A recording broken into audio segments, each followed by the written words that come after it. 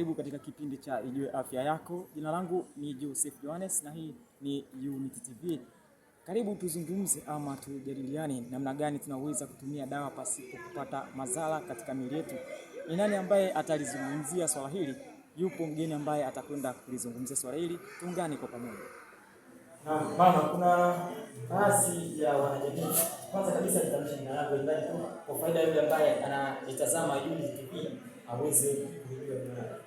Jina langu kwa majina naitwa Nesi Mahara. Mimi ni mfamasia nashughulisha na mambo ya kutoa dawa. Kwanza kabisa ongeze tena kwa kazi ambayo umechagua kutumikia jamii. Lakini pia pole kwa changamoto kadhaa ambazo unakutana nazo kazini kwako.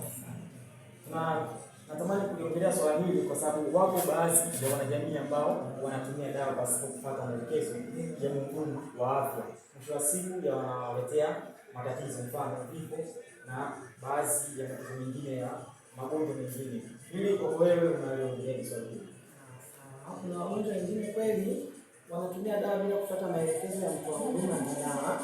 Kwa mfano, mgonjwa anaenda kununua dawa bila cheti cha daktari au anaenda kununua dawa kiolela, na maana hatojua anaitumiaje ile dawa.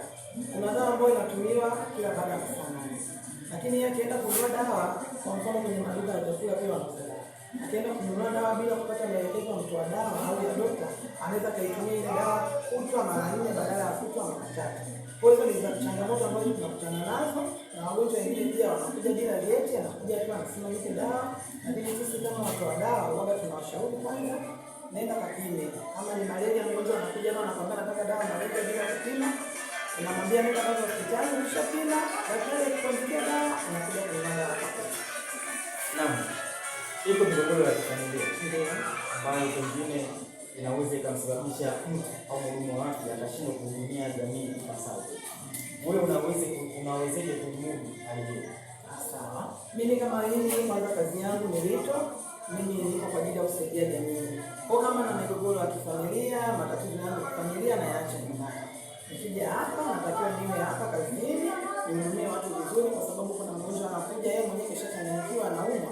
Akikukuta na wewe huko kwenye hali ambayo sio nzuri, mgonjwa siku nyingine pia hawezi kuja kwako. Kwa hiyo mimi natakiwa niwe mfano kwake. Hata kama na matatizo yangu ya kifamilia, matatizo yangu nayaacha nyumbani, nikifika hapa na kwa niko stable tu na shukrani sana kwa kutoa muda wako kuungana na mimi, lakini pia tutakapokuhitaji usisite kuungana nasi tena wakati mwingine. Asante. Mtazamaji, na imani kabisa umepata madini mazuri na elimu nzuri sana. Mimi ni Joseph Johannes, sina la ziada kutoka hapa. Bye bye.